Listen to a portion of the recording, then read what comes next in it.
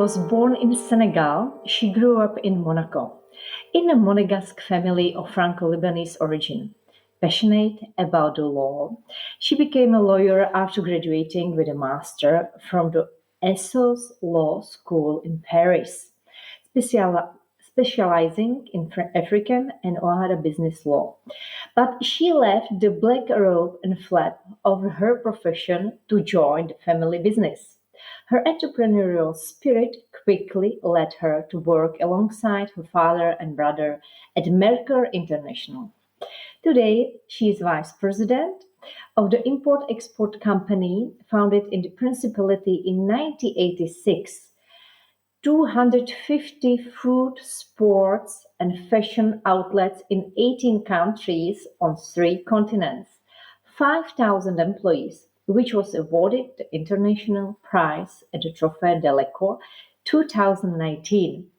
Mercure International builds and operates shopping centers in West and Central Africa through brand franchise such as Go Sport, Aldo, L'Occitan en Provence, Fnac, Nespresso, Kiabi, Adidas, Tommy Hilfiger, Celio, and Supermarché Casino and Super U franchises. Johanna Houdrouge has also created her own children's playground concept with these shopping centers Colette and Kids, named after her 2 sons, Noel and Nolan. For most African countries, this is the country's first indoor play area where parents can leave their children to play in peace and enjoy their shopping experience. Johanna is also actively involved in the economic and community life on Principality of Monaco. Johanna, good morning and thank you very much for being here with us today. Good morning, Katerina, and thank you very much for the invitations. Oh, it's my pleasure always. I would like to ask you about the family business because you started to study the law and you were a very successful student. I mean, you've been also awarded. Didn't you think maybe to start your career in the law? Yes. I always want to be a lawyer. It was my dream from the beginning because I'm passionate by the law and also to the idea to fight for a cause. And I had the chance to follow my study during 7 years in Paris and then to practice also during 7 years to plead and defend number of causes in different sectors, criminal law, commercial law, civil law.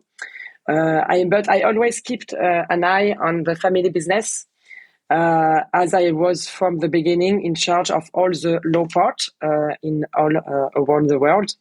And at a point, sometimes I have to choose, and I choose to practice law exclusively in the family business at the point of my life. So sometimes I have to say that it's miss me to plead on court, fighting for a cause in a trial, but I found different fights and causes in the family business and as well in the entrepreneurships world in general, specifically with Association. Were there any, let's say, turning point for you to be more active in the family business? I mean, some breaking point when you say, okay, so I prefer to do the business with my father. Yes. It was like I have to say it was kind of a duty because my father created this company from nothing with just one small shop in Senegal because we are from Africa, and it was like my duty, and also I wanted to bring my law skills to the company because law it's always important in a company, especially in Africa. So that's why I chose that. I mean that maybe one day your father just came and asked, Johanna, maybe it will be nice to work with me. Was such a moment there? It was not a moment. He said that all his life. So from the beginning, even when I was studying in law, even when I was practicing. So at the end, he had me, but he always says that. Okay, so it was step by step. You were closer and closer. Step by step, but also it was at the point of my life I just gave birth to my first child, and I have to choose because I had my law firm, and I was also involved in the family business. So it's going to be too much to do both. So I have to choose. And as I had my first child, I chose to dedicate all my time to the family business. Sure, nice. That's the turning point, I mean. Yeah. But family business, it's a very special issue in every country. And please, if you can share your experience, what it is about, because you work also not only with your father, but also with your brother, which is very interesting. And for example, do you remember that maybe when you was a child and your father started his business from the zero, what was your perception as a child? I mean, do you feel maybe that he's working too hard? And what are your experience? Yes, yes. My dad always talked about business when we were kids, during our family times, and definitely again more tomorrow. But I always saw my dad as a really hard worker, and he raised us with the importance of work day after day. Whatever you do, it's important to work. And of course, I remember times in Africa when we had just one little shop, and after two, and after three, and after four. And then we moved to Monaco and he created the company. And after we begin to create shopping mall, and we begin to do more and more shop in different sector. So yeah, I have a lot of memories about that. And it's nice now it was like logic to continue with him, and my brother as well. So he was the great role model for you, the good example of the man who knows what to do, who was very responsible, and it was very important for you during you were growing up, and where you have been in the school. I mean, yes, of course it's important, and I admire him for that. But he also had a chance to have my mom, who raised us. We are three child. And at this time, as my dad really worked a lot and traveling every time, my mom stayed at home to raise us. So I also admire my mom. And if I have to say today, yes, I maybe prefer to have like husband less working and be more present for the child, as now women work also, Sure. By the way, have you dreamed to become a lawyer? It was your dream, or how it became? It was always my dream when I saw a lot of movies, etc. I always have the feeling inside me that I want to fight for a cause. I hate all the injustice around the world, and it was always my dream to can defend someone. And I like the rules. I like when the things like that. So it's perfect for me, the law. And I was super happy to study, and I was super happy to have my law firm. But now I'm still super happy because I'm practicing law in some different difficult country like Africa. So I like to solve problem. And I have a lot of problems to solve, trust me. So it's okay. So you are still involved in a law, although now it's in your family business. So I suppose that your responsibility in the family company is the law, or maybe something. Yes, because we are in family business, it's really important to have some boundaries, and everybody have his role. The lucky that we have is like my father and my brother have a business commercial background. My travels, as I said, travels a lot in our African countries to manage our company there. My brother is specialized in business development. He's taking care of all the brand managers, he's choosing the collection with them, he's going to find the brand. And my brother and my father decide together where we are going to put a shop and in which country. Me, I am a part of all the administrative, law and financial part. So it means that I negotiate contracts, follow how litigation in all our countries, from our office based in Monaco. But also I work in each countries with my lawyers.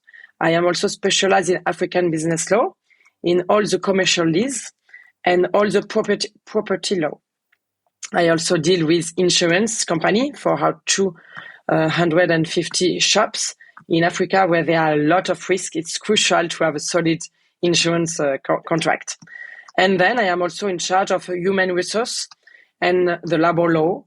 And I manage 70 employees in our headquarters in Monaco. And also I have 5,000 employees over the world. But you operate not only in Africa, because I found on the website of the company that Mercure International operates more in 3 continents and more than in 16 countries. Yes, we are mostly in the 5 French African countries, means Senegal, Ivory Coast, Cameroon, Congo Brazzaville, and Gabon. In there, we own the shopping mall and we create all the shops. So this is a massive business for us. But we are also in Tunisia, Algeria, Morocco. We are also in Mauritius Islands, Réunion Island, Guadeloupe Islands. You know, it's a French island. And we are also in Italy, some shop in Monaco, some in France. And we also sell a lot of our product in Asia or in United Emirates Arab Uni, Dubai, etc. It sounds very interesting. Please, will you share with us with the plans of the company for the future? Yeah. We are planning to add some new brands for our shopping mall.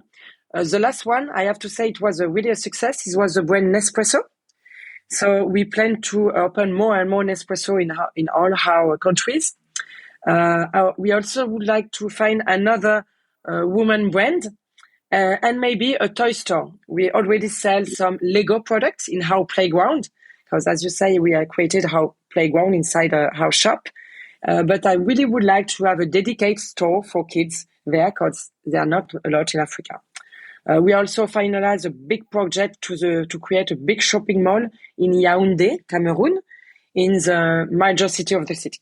Maybe one very intimate question, but I should ask because I live in Europe and you are also based in Monaco, which is also in Europe.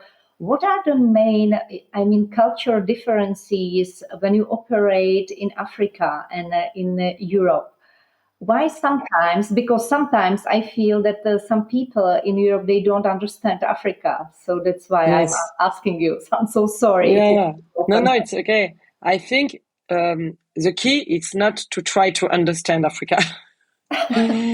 First of all, because Africa, it's like 45 countries or more. So it's a lot of different culture, a lot of different language, a lot of different religions.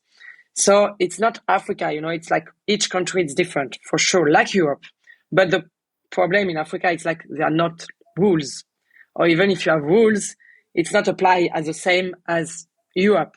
So you have to be really open-minded and say that sometimes things can't happen just because the rule says that. And you have to deal with personality and you have to deal with the market. The problem in Africa is like, it depends on the country. The politics, it's not stable. And sometimes you can have like war or you can have like problem like that. It's difficult when you operate and when you have shop. But at the end, it's a really competitive country. For me, I really think it's a continent, not the future continent, it's the continent now. Everybody go in Africa, all the country go in Africa, China, Russia, everybody. And they really understand that there are a lot of business to do. And the key in Africa is like the major party of African are less than 20 years old.